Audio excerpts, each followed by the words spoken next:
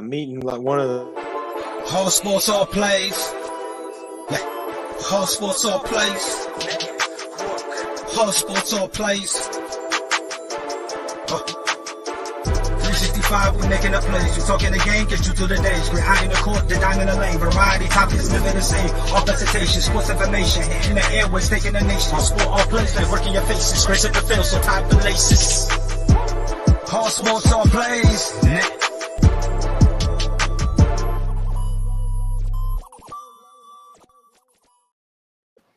Welcome to another episode of Loose Lugs. As you can see, there's an extra here today that you're not used to seeing. I'm Chris Osborne. Bottom is Dustin Lewis, your co-hosts. We have a very special guest today. Chocolate Myers probably doesn't need a lot of introduction. He's a legendary gas man for the Flying Aces, Dale Earnhardt Sr.'s crew in the 80s and 90s. He is the curator of the Richard Childress Racing Museum. He's a historian. I mean, he probably knows it if it's about NASCAR. Chocolate, it's great to have you. How you doing this evening? Dude, I'm doing great. Thanks for having me. Thanks for letting me share a few special racing moments with you guys. We're excited. Want to kind of dive right on in. I know Dustin's itching. He's got some questions for you. He's been working on it since I talked to you on the phone the other day. The biggest thing I think I would like to accomplish, Bobby Allison is currently credited with 84 career wins in the Cup Series, tied with Darrell Waltrip. There are two races in question that Bobby could have credit for. The one I want to talk about, 1971 Myers Brothers 250, right there in your hometown, Winston-Salem. You were at the race. Can you just kind of go through how that race went? Yeah. Well, look, I don't know how much I can go through how the race went, but I'll share this with you. Bowman Gray Stadium is my home track, right? I grew up not that far away from Bowman Gray Stadium. My dad was the track champion there. My uncle was the track champion there. My cousins have been track champions there. So Bowman Gray Stadium is a place in the Myers family history that just goes back a long way. I actually, the story has it, that my mom went there to watch my dad when she was pregnant with me. So I've got a lot of Bowman Gray history. But after my dad lost his life in 1957 at Darlington. And less than a year later, my Uncle Bill passed away there at Bowman Gray Stadium. So they started in 1958 with the Myers Brothers Memorial Race, okay? So the Myers Brothers Memorial Race went on for a long time. And what they tried to do on that Saturday night, they tried to represent my dad and my uncle with racing from all the classes, from the cup cars to the hobby stocks to the modifieds. Everybody raced on that Saturday weekend. Now, this weekend was a little bit different because it was going to be televised. And that race started like on a Saturday afternoon. It was a little bit different than normal. And Bobby Allison, driving a Mustang, was racing against big cars. So, in other words, they had a mixed class of cars. And look, the rules were different for the cars. The engine sizes were different for the cars. But it was back in a time when I say this all the time. If you listen to me on Sirius XM NASCAR radio, you're going to hear me say one thing. It didn't really matter when it didn't really matter. And back in those times, it didn't seem to really matter. But Bobby Allison driving that smaller car, less weight, a lot of horsepower, is able to go out there and just beat those guys that were driving those big Dodges and those big Fords and all the other things. So Bobby Allison won that race. And now look, the mystery is, was it a cup race? Was it a Grand American race? Right? And that debate still goes on to this day. I don't think that really mattered until Bobby was tied with Darrell Waltrip, right? And nobody wants to be tied, right? Everybody wants to be ahead. So Darrell Waltrip I don't think Bobby to get credit for that race, but Bobby and all of his fans do want Bobby to get credit for that race. Right. And, I've done a lot of research since Mr. Russell Branham had educated me on, what happened, the circumstances. It kind of seems as if And I know there was supposedly a lot of tension between the France family and the Allison family, and they had had words a few times, and I don't know if that factored. I hope it didn't, but Yeah. it seemed as if because later that year in 1971, Tiny Lund won the Wilkes 400 under very, very similar circumstances, and to Right. this day, he's still credited with a Cup Series win driving a what they call pony car. Yeah.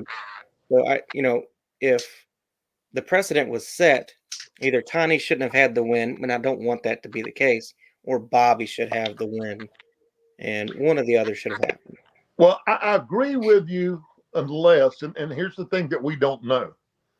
Did they tell them before the race or did they not tell them before the race, right? Exactly. Did they tell Tiny Lund, hey, this is going to count as a Grand National race, even though you had two mixed kind of cars in it? And guys, to be quite honest with you, it wasn't even close on those cars being the same. You had big cars, you had little cars, you had big engines, you had little engines.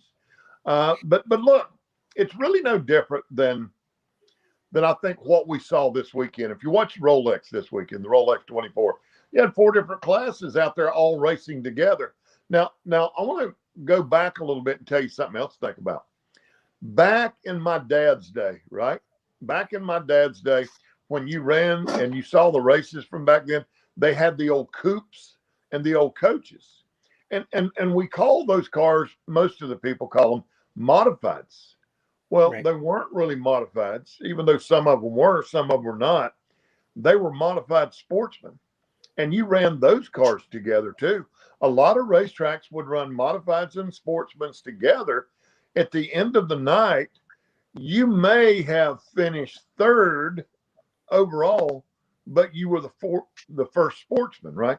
And really, the on those cars, the big difference was a modified had multiple carburetors. A sportsman only had on a single carburetor. But guys, I want to share another quick story with you that I think is very, very important to what we're talking about. I think this goes back to maybe 1966 or 1967, and it goes back to Bowman Gray Stadium once again. Bobby Allison was there to run the Myers Brothers Memorial. And this is when Bobby was just getting started in NASCAR, right? He had a 64, 65 Chevelle, and they come to Bowman Gray Stadium and they blow the engine up in practice.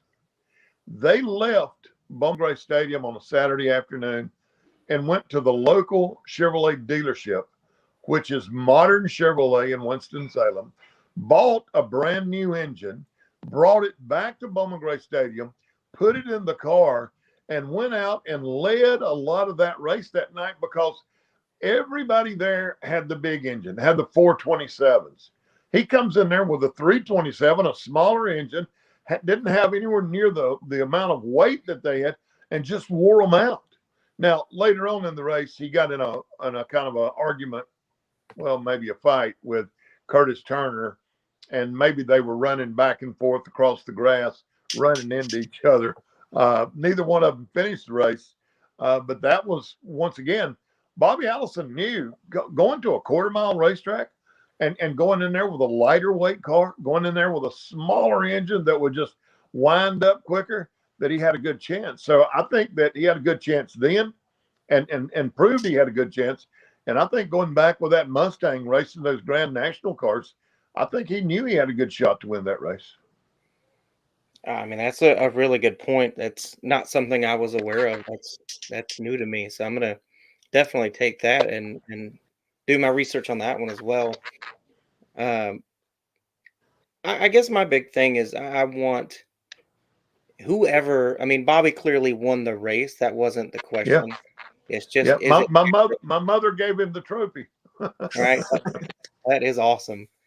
The question was, would it count as a national or American win? Yeah. I would have killed to be at that race. I really would have, Yeah. because you're right, and I've heard that statement before. Were they told before the race, would it count either way? And there's nobody that I'm aware of that's around to tell you Right. whether that was said. You know, and look, guys, if you've listened to me on Sirius XM NASCAR Radio, you've heard me talk about Bowman Gray Stadium a lot. It is where I grew up at, right? And some of the people that are at Bowman Gray Stadium are people that were there at that time. I know one of those people pretty well. Matter of fact, not a guy that was just there, but a guy that drove in that race. And that's a guy named Max Barrier.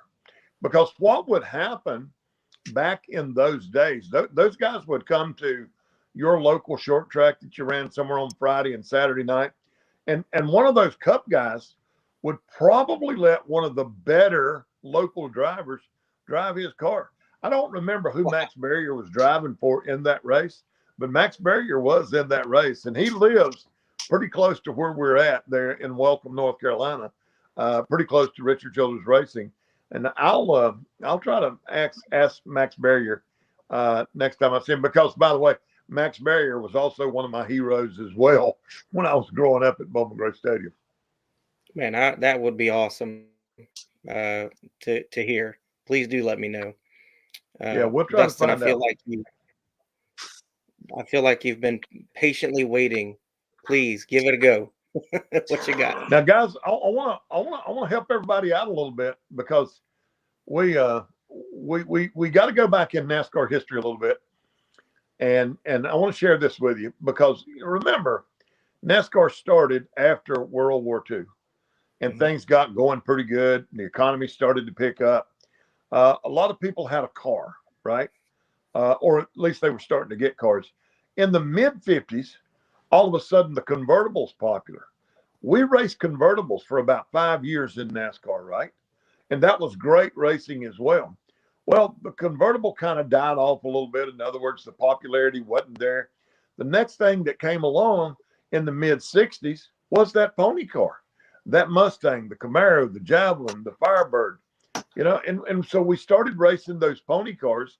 And once again, we raced those pony cars, the Grand American Division. We raced them for 5 or 6 years. And then that just kind of got normal. And then we go back to the 80s. What's the next thing that comes along? Is the pickup truck, right? And so we started racing the trucks, but the popularity on the truck is still there. So we're still racing them. So I think that's the cool thing about NASCAR, that whatever's trending, we're going to try to get it on the racetracks. So I think that's the story of why we were racing those smaller cars to start with. Huh. I never really thought about it that way. Well, that's, you know, look, I've been around this for a long time. You guys know that. We're sitting right now, or at least I'm sitting right now in the man cave here at our home. In the man cave is not only the man cave, but my wife and I also do radio. So we've got her radio studio. We got my radio studio. But the rest of this room is filled with, I'm telling you guys, it is filled with some pretty cool stuff. You know, I'm going to move over out of the way a little bit. That is the 1994 Winston Cup Championship trophy behind me. Over on the table as well is a fish carburetor that is very, very rare. I have all of my dad's old trophies in here. A lot of things that go back to the 50s and even the 40s, and a lot of things that are current. So we have really enjoyed our time in NASCAR. And that's awesome. I wish I had that history. I don't. I am just now, I think I'm coming up on the 1 year mark covering NASCAR for Sports and Culture Media, and it's been great. But it's awesome to hear the history from the people that have lived it, the people that have been there. That's special to me. Well, look, I feel like I've been one of the luckiest guys in the world. You know, for me, I grew up in this. I went to Junior Johnson. Sometimes I forget my stories and I start telling them. I went to see Junior Johnson in 1983, and I said, Junior, I really want to get back in racing. I'd gotten out of racing. I was doing a little bit of this, a little bit of that, working at Chevrolet dealership. I was a cable TV guy for a while. I did a little bit of everything. And I went to Junior and I said, look, I know that you're going to have 2 teams next year. And I'm really thinking about getting back in racing. And Junior said, look, he said, I've already hired all the people that I need for next year. Why don't you go down and see Childress? I think Childress is getting ready to make something out of his race team. And I've known Richard. We ran around together. We went to Daytona together in 1969. So I went down to see Richard, and Richard offered me an opportunity. That was in 1983, and I'm still there. So it's been pretty good. It is, to my understanding, you're the longest tenured employee at Richard Childress Racing. Is well, that correct? There is one more that is there, but there's kind of an argument, right? I think legally he's got me by a little bit, but I actually worked there for about a year before I was actually on the payroll. Now I was getting paid. Don't get me wrong, I was getting paid, but I just wasn't on the payroll for whatever reason. So it's been quite the honor and the privilege. Yeah, man. Dustin, give us something. What you got? Well, I mean, I could hear Chocolate tell stories all day, every day. I love hearing, NASCAR, old NASCAR stories throughout its history. But getting back to 1971, the race at Bowman Gray Stadium, yep. I want to get your opinion on whether or not it was a good idea to mix the Grand American division and the Grand National division in these races. If we look back at it, and by the way, I think I'm the greatest crew chief in the world on Monday, right? Maybe not on Sunday, but on Monday. When we look back at it, we go, no, we can't do that. And we would never do anything like that today. But imagine this, and I would imagine this is what happened. It was at a time in the sport that the sport was getting ready to go through some big changes, right? I would imagine that the reason that they did it, they couldn't get enough cars. Now, if I'm not mistaken, there were I think 29 cars maybe in that race. But I think maybe if they don't mix it up, you're going to have 12, 14 cars, either way you go. So mixing it together made it very entertaining for the race fan. And it looked no different than what we're doing this weekend, right? We're getting ready to go to the LA Coliseum. The LA Coliseum is like Bowman Gray Stadium. LA Coliseum is going to be pretty daggone cool because it's going to be very entertaining.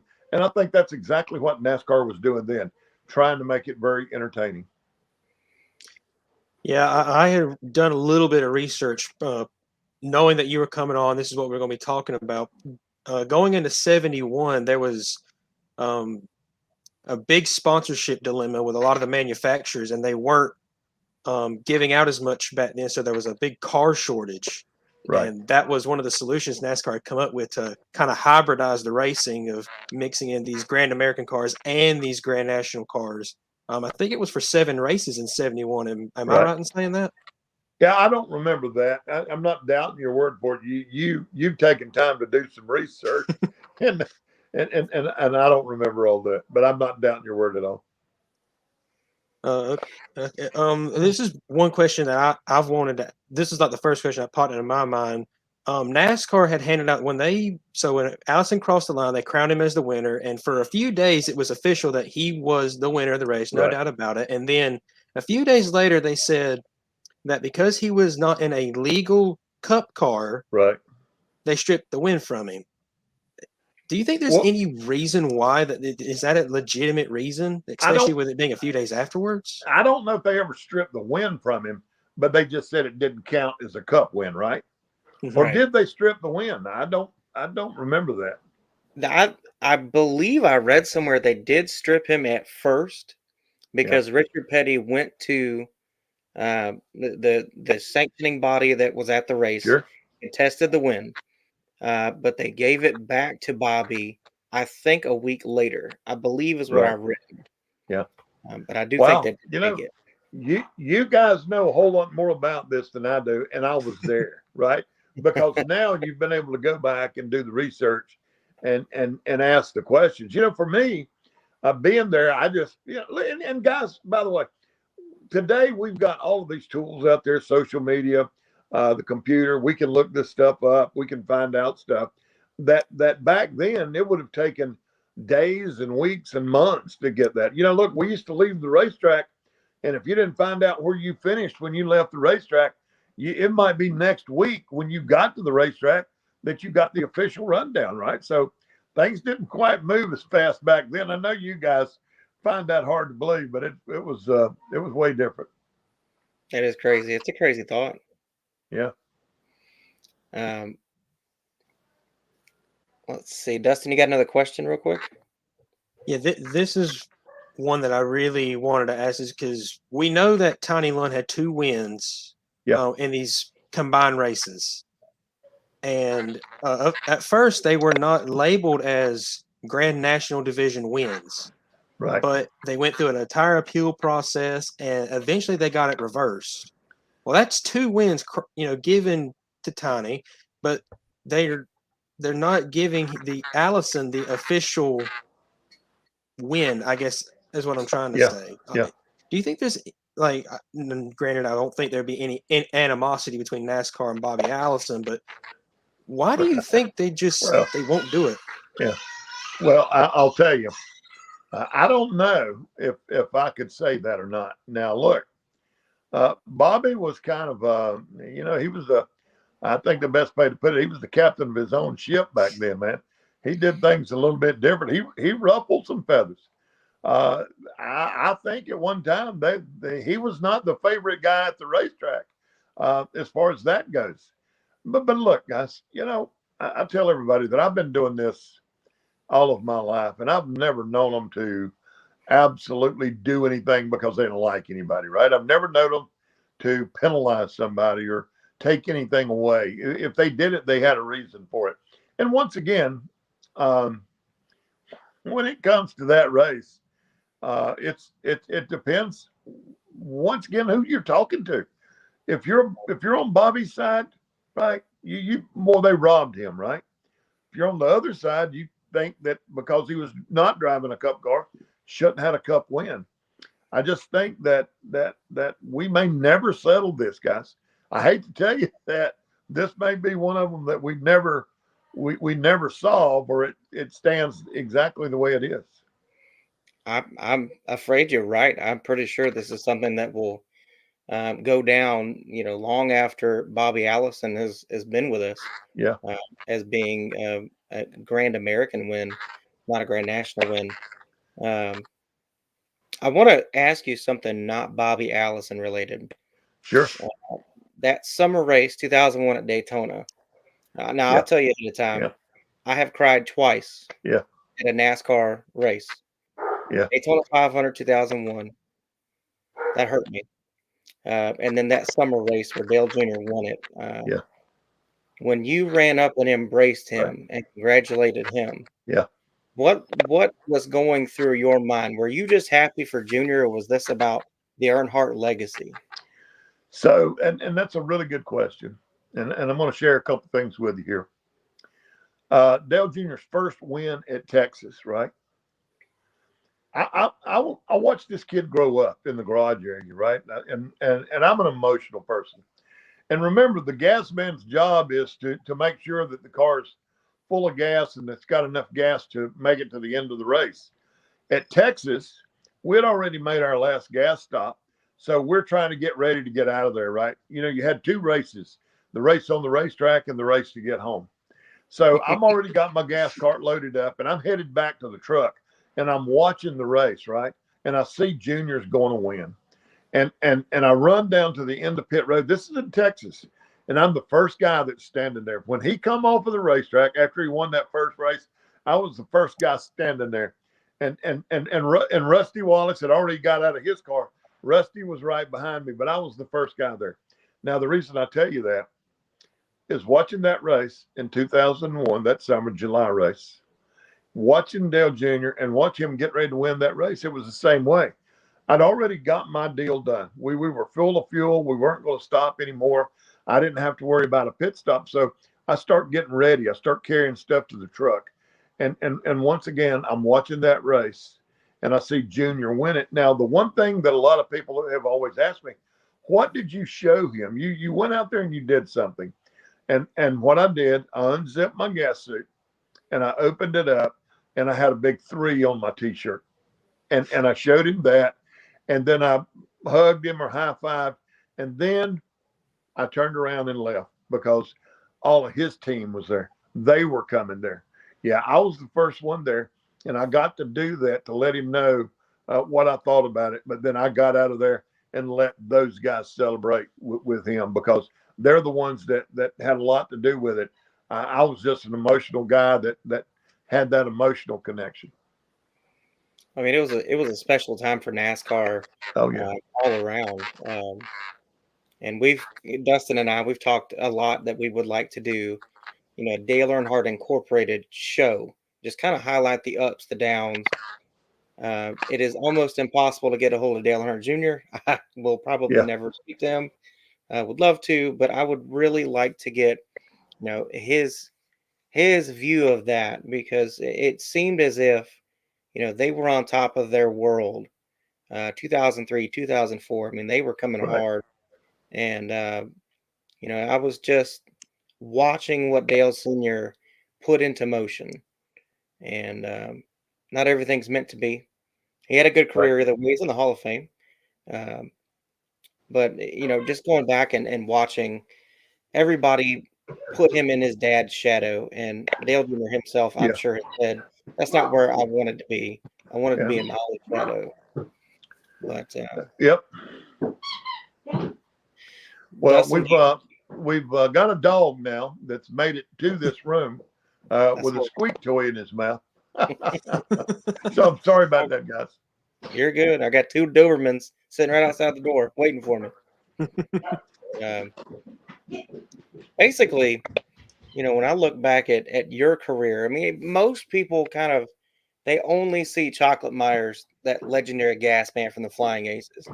You, even after your RCR days, you've had a career around NASCAR. Like you said, you've got your Sirius XM Trade and Paint show that it's a great show. It gives you that in between of NASCAR news and what a great perspective of not only new but older fans should see the way NASCAR is going.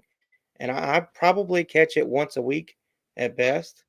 It's hard to keep up with doing this and work, but you've had a career. Yeah. I don't know that they'll put you in the Hall of Fame, but they should. I mean, you have Well, been look, NASCAR. I'll tell you this: there's a lot of people that deserve to be in that Hall of Fame. Way a lot that deserve to be in there. But I want to say this: I'm still at Richard Childress Racing. I still work there. Still at the museum.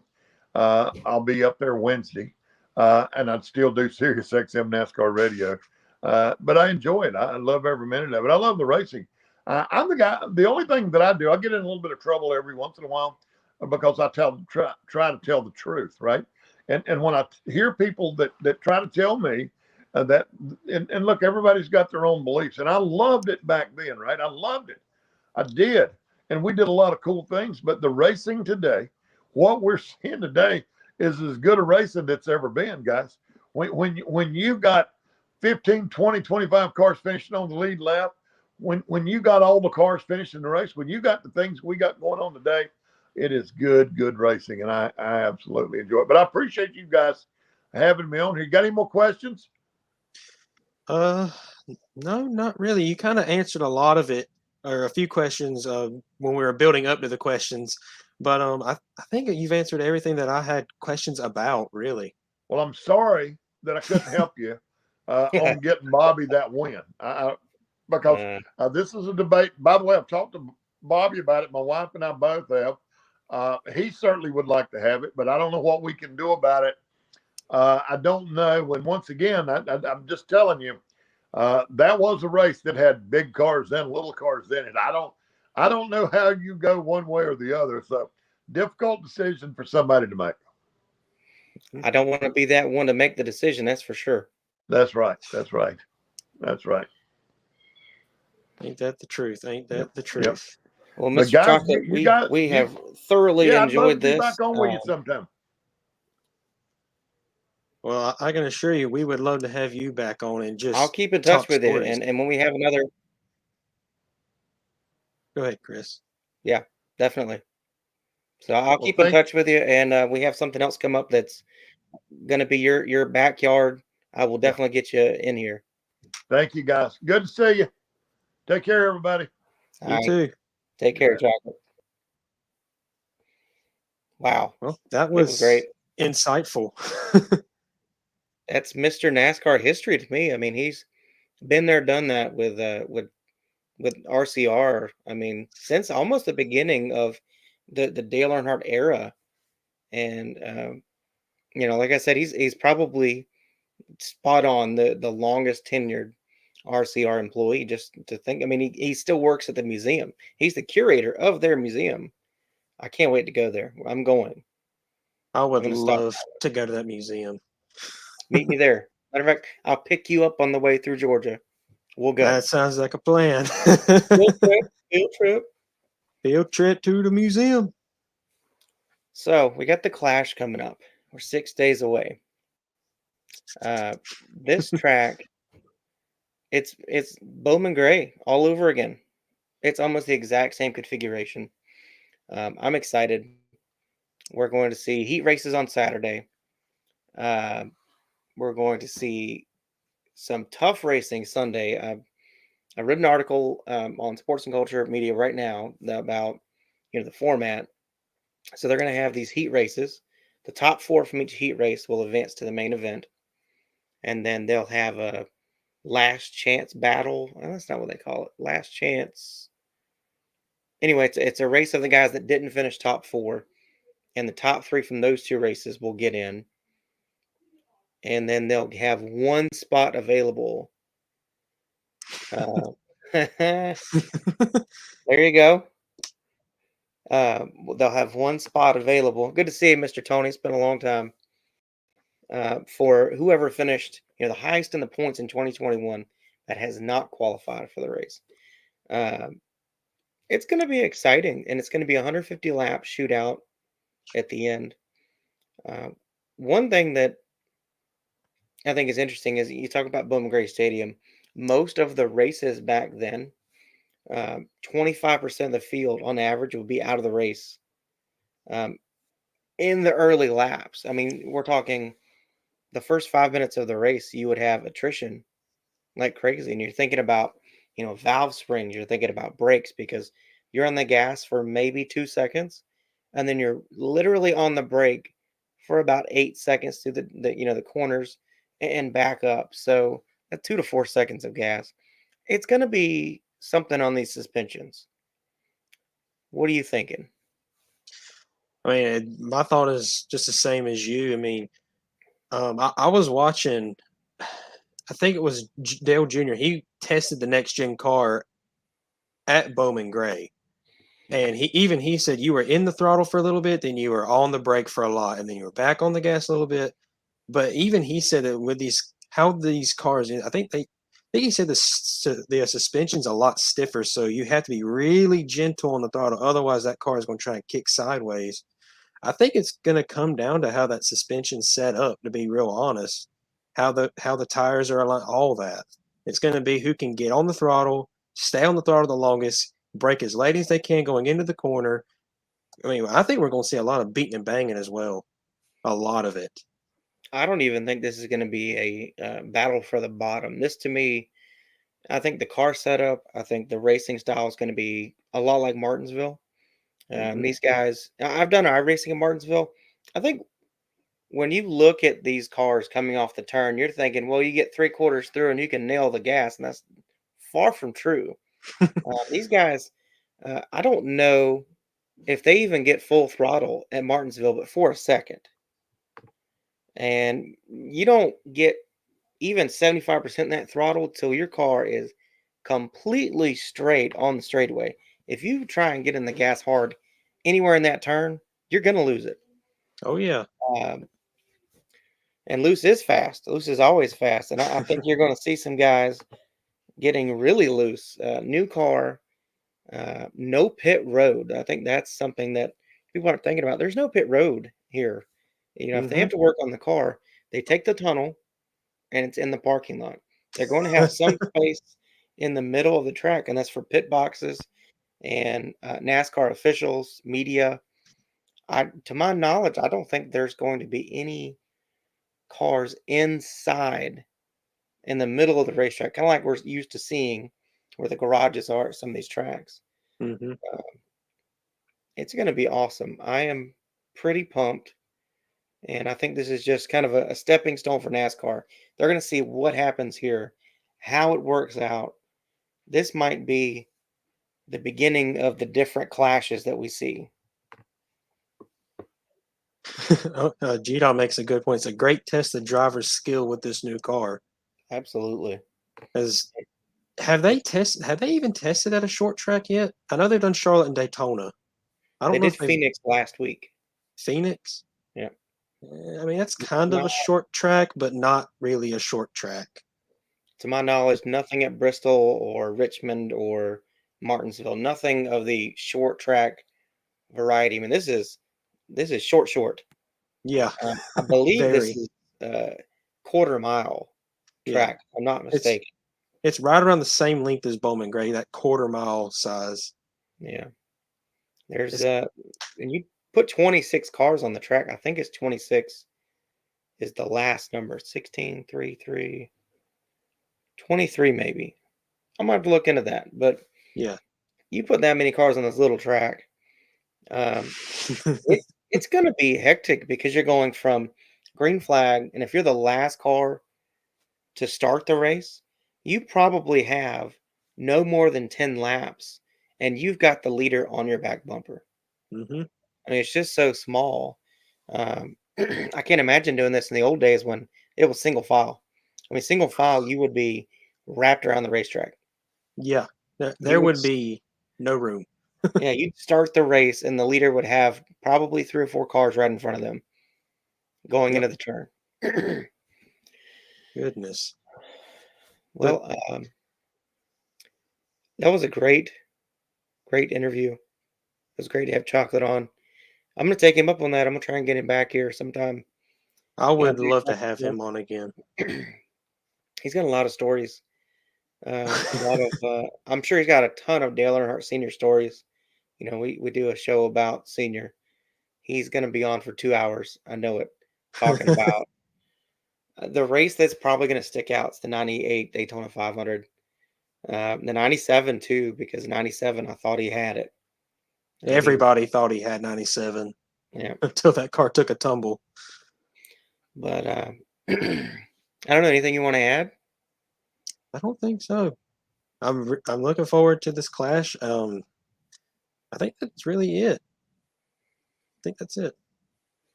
Well, not this coming Monday, but the following Monday we'll have Matt Tift, the owner of Live Fast Motorsports. He's going to join us. We're going to talk about the Daytona 500 coming up, kind of what he sees in the new car. You know, I talked to him at Talladega. Mhm. We kind of discussed financially, you know, the way to handle this with small teams, because going from having cars, you know, that you can get used parts from. I mean, a small company like they have, it's kind of how they did things. You know, you get a car, you might buy 2 or 3 brand new cars throughout the year, and then you're keeping that car up with used parts. Going into this year, there are no used parts. Mhm. Everything you buy is brand new.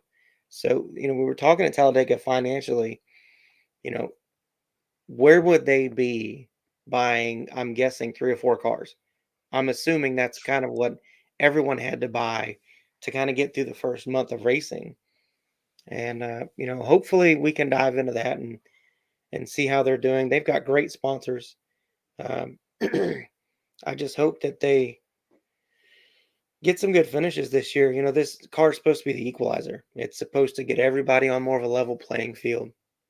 We're gonna see. When's the museum trip? I don't know. How about you buy, we fly? We'll pick you up too. We'll swing through. I know where you live. I've been to your house. I will pick you up, and we'll make it a trip. I haven't been to Charlotte in a few years. We went to the NASCAR Hall of Fame, 2019. I want to say it was 20. Yeah, summer 2019, and we went to a Legends race at the Charlotte Motor Speedway. It was a good time. Yeah, I can't remember the last time I went to the Hall of Fame. I want to say it was just before they switched to the Gen 6 car. I want to say it had to be around 2011. I want to say.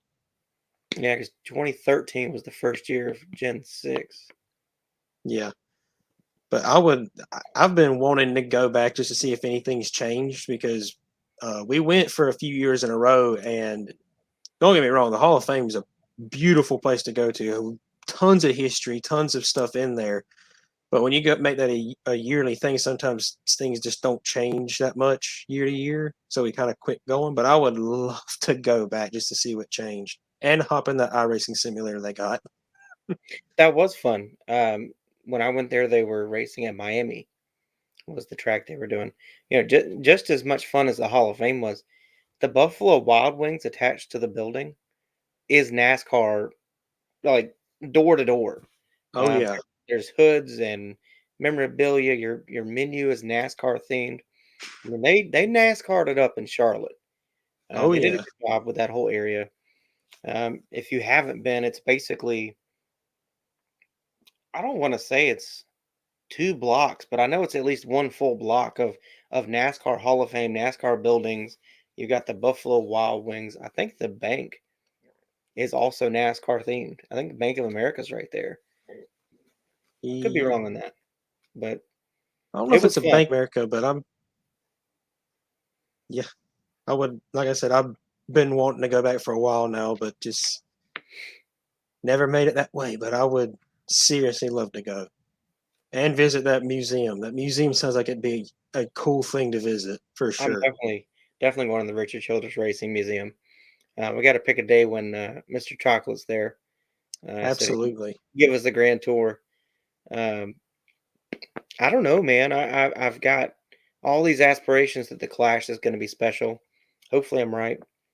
It's a winner take all event, like it is I mean, it's been in Daytona since 1979. This is the first time it's not there since they did the first race. Last year they shook it up a little bit, and we did the road course version, Hmm. but I don't know. This is short track racing. This is what I wanted the All Star race to be. I mean, we keep doing it at Charlotte and then now Texas. That's great and all, but put the All Star race at Bristol. Put $1 million on the line and make them drive through each other to get it. Hmm. That is what NASCAR needs.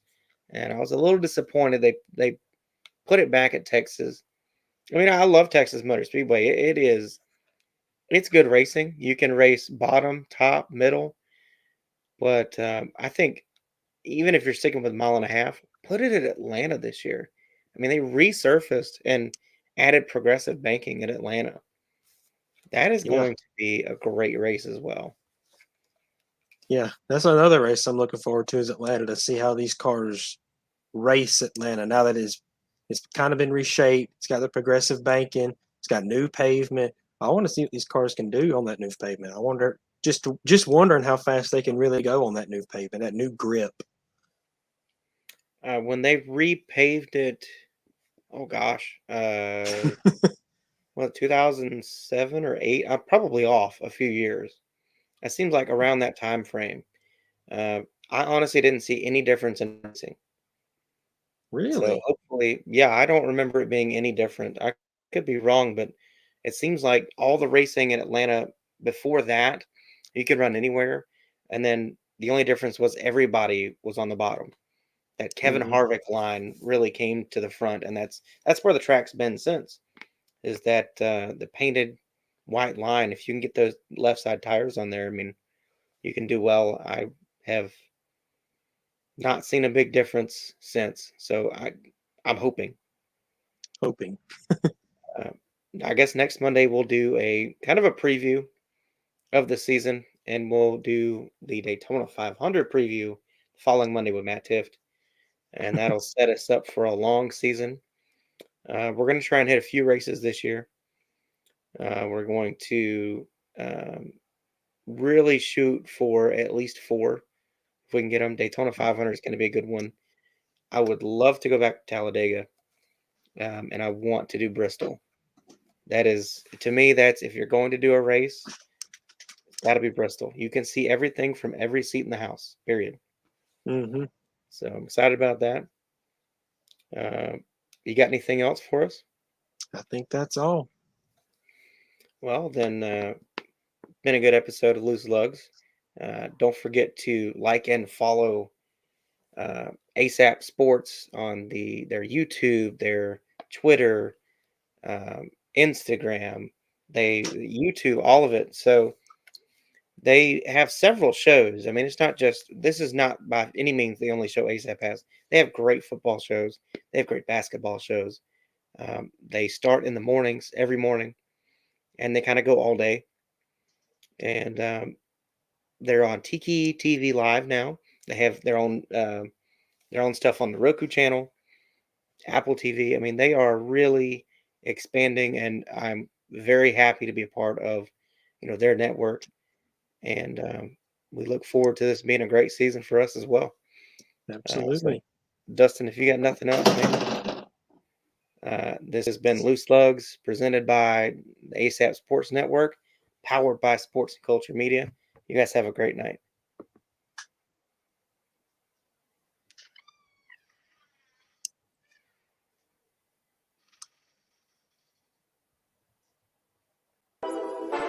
Whole sports all plays. Yeah. Whole sports all plays. Whole sports all plays. 365, we making a plays. You talking the game, get you to the days. We're high in the court, the dime in the lane. Variety topics, living the same. All presentation, sports information. In the airways, taking the nation. Sport all plays, like working your faces. Grace at the field, so tie the laces. Whole sports all plays.